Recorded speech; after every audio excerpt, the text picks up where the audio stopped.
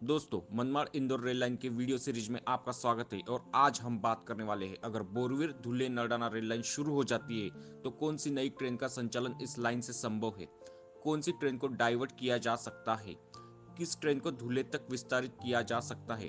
अगर आपको Manmad Indore rail line की विस्तृत जानकारी चाहिए तो चैनल को लाइक, शेयर और सब्सक्राइब जरूर कीजिए।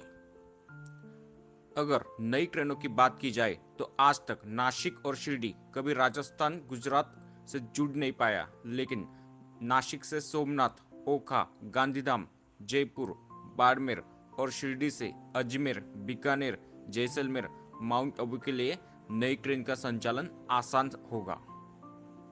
महाराष्ट्र की पर्यटन राजधानी संभाजीनगर को गुजरात और राजस्थान से जोड़ने का प्रयास किया जा रहा है। संभाजीनगर से सोमनाथ, भावनगर, जूनागढ़, उदयपुर, बाड़मेर, जैसलमेर, बीकानेर, जोधपुर, अजमेर और जयपुर के लिए नई ट्रेन का संचालन आसान हो जाएगा और इससे टूरिज्म सर्किट भी पूरा हो जाएगा। अहमदाबाद से हैदराबाद जाने के लिए फिलहाल पुणे होकर या फिर वाशिम होकर या फिर वर्धा से होकर जाना पड़ता है। अगर यह लाइन बन जाती है तो अहमदाबाद से हैदराबाद जाने के लिए सबसे शॉर्टकट रेल मार्ग साबित होगा और इसमें अहमदाबाद, वडोदरा, सूरत, नंदुरबार, धुले, संभाजीनगर, जालना, परभनी, नांदेड़, निजामाबाद को भी कनेक्टिविटी मिलेगी। इसलिए इस रेल मार्ग पर दैनिक ट्रेन को चलाया जा सकता है। यह रेल लाइन गुजरात से तमिलनाडु के लिए भी एक अच्छा विकल्प साबित होगी। फिलहाल गुजरात से तमिलनाडु जाने के लिए वर्धा से होकर या फिर पुणे से होकर जाना पड़ता है, लेकिन इस रेल लाइन से अहमदाबाद, वडोदरा, सूरत, नंदुरबार, धुले, संभाजीनगर, नांदेड़, हैदराबाद, महबूबनगर, ऊटी, कडप्पा, तिरुपति, चेन्नई एक ही लाइन में जुड़ जाएंगे। तो चेन्नई के लिए भी नई ट्रेन को चलाना फायदेमंद साबित होगा। नंदुरबार पुणे एक्सप्रेस, नंदुरबार से पुणे की कनेक्टिविटी बेहतर बनाने के लिए यह रेल लाइन बेहद महत्वपूर्ण है। नंदुरबार पुणे ट्रेन के संचालन से नंदुरबार और धुले से चालीसगांव, मनमाड़, कोपरगांव, श्रीरामपुर, अहमदनगर और पुणे के लिए माफक कीमत में बेहतर कनेक्टिविटी मिलेगी और निजी ट्रैवल बस के उच्च कीमत से भी राहत मिलेगी। अब हम बात करने वाले हैं वो कौन सी ट्रेन है जिसको डाइवर्ट कर नरडाना धुले लाइन से संचालित किया जा सकता है। ओखा रामेश्वरम एक्सप्रेस, यह ट्रेन कई महानगर और तीर्थ क्षेत्रों को जोड़ने वाली बेहद महत्वपूर्ण ट्रेन है। फिलहाल इस ट्रेन का संचालन उधना जलगांव मनमाड लाइन से होता है और जलगांव में लोको रिवर्सल करना पड़ता है।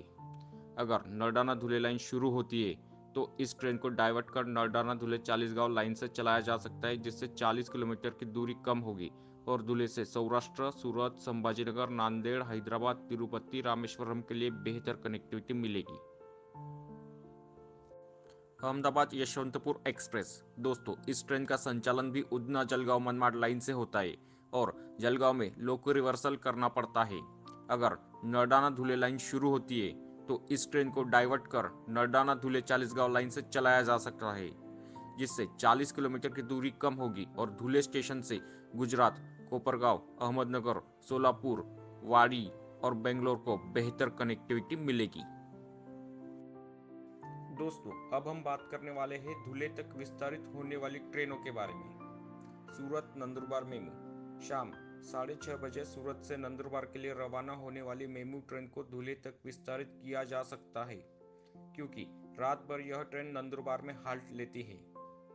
इस मेमू ट्रेन का धुले तक विस्तारित करना इसलिए भी जरूरी है क्योंकि नवापुर से नंदुरबार तक ट्रेन खाली दौड़ती है, तो महिलाएं तो छोड़ो, पुरुष भी इस ट्रेन से नंदुरबार तक यात्रा करने में डरते हैं।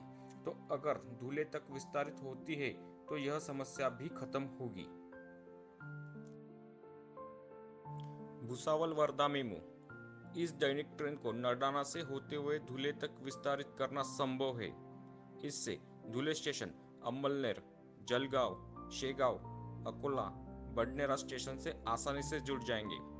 मेमू ट्रेन होने के कारण नरडाना में ना तो लोको रिवर्सल करना पड़ सकता है, ना ही बाईपास लाइन का निर्माण करना पड़ सकता है। दोस्तों, कैसी लगी जानकारी?